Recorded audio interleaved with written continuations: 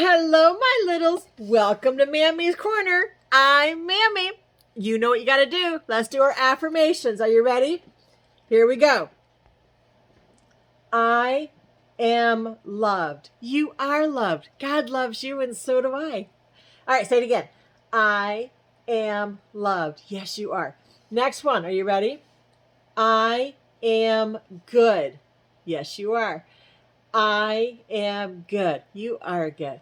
And the last one is I am kind. You are kind. I am kind. Good job. Are you ready for today's story? Today's story is Little Bear and the Beautiful Kite. Let's get started. Little Bear and the Beautiful Kite. Do you see what's on the picture? Let's look. We have a giraffe. We have a bear. We have a turtle, and we have a deer, and we have a big kite. Do you know what color that is? It's yellow. That's right. All right, let's get started. Okay, so Little Bear and the Beautiful Kite by Janice Audrey and pictures by Hertha Depper. Once upon a time, in a forest of tall trees, there lived a very small bear. In the summertime and in the wintertime, he always wore a brown fur coat. Little Bear was shy.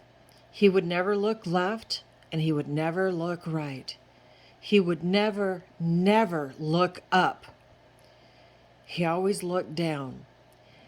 And when he walked along the forest path, his feet made a soft shuffle that you could hardly hear.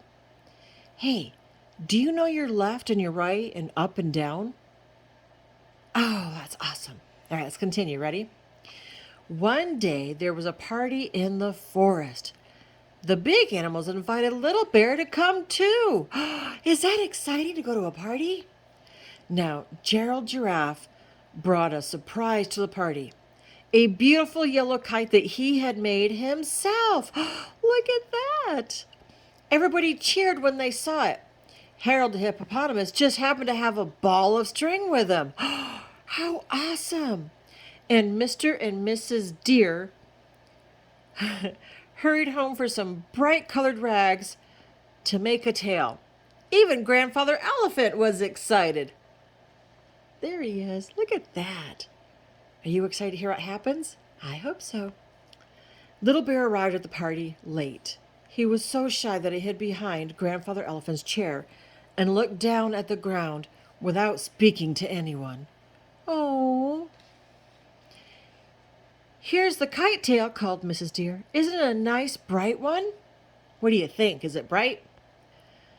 We'll wind the string onto a stick, offered the zebra twins. Everyone talked and laughed as he worked. I wish I could help too, thought Little Bear, but he was much too shy to say it out loud. Poor Little Bear. Then the kite was ready. Grandfather Elephant lifted his great trunk for silence. The yellow kite trembled in the breeze. Little Bear squeezed closer to the back of the chair. He would have been so happy if he could just touch the kite, but he could not. He was too shy. I can't do anything, he thought. Oh, poor Little Bear. Would you friend Little Bear if you were there? Grandfather Elephant waved his trunk. Now, he trumpeted, and the yellow kite rose into the air. What? Look at that kite go. Look at it go! Look at it, cried the animals as they unwound the string. The wind tugged at the kite, lifting it high into the blue sky. The bright colored tail swished and swashed. Higher and higher went the kite, till it was far above the tall trees, and the birds had to hurry out of its way. Oh, it's beautiful, whispered Little Bear. But suddenly, the string broke. Down tumbled the yellow kite with the bright colored tail trailing behind it. Oh, dear, do something, all the animals cried. Little Bear ran out from behind the chair just in time to see the kite fall into the top of the tallest tree in the forest. And that was where it stayed. What do you think's going to happen? Shake the tree, shouted Grandfather Elephant. The animals pushed and pulled the tall trunk, or the tree trunk, but this was such a tall, strong tree that they couldn't move it. "What shall we do?" cried Mr. and Mrs. Deer. "What's going to happen? Who's going to get the kite?" There was a long, sad silence.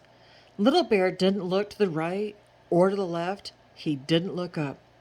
But he made a soft shuffle shuffle with his foot and said in a little voice, "I will climb the tree." "Climb the tree!" shouted the big animals. "Yes," said Little Bear very softly. "I know how to climb a tree." And with all the big animals watching, he started up the tall trunk. Tell me, what's he going to do? Come on, tell me." It was a long way. Little Bear held on tight as the wind began to swish through his fur. Then another, or then another. Oh, no. Sorry. Little Bear held on tight as the wind began to swish through his fur. He reached for one high branch, then another. The big animals far below him looked very small. Whoa, look at that! They look small, huh? At last, Little Bear reached the yellow kite. He stretched out one brown paw and pulled to the left. He pulled to the right. He pulled down. The big tree wouldn't let go of the kite. "Don't fall!" shouted Grandfather Elephant. "Be careful!" called Mr. and Mrs. Deer.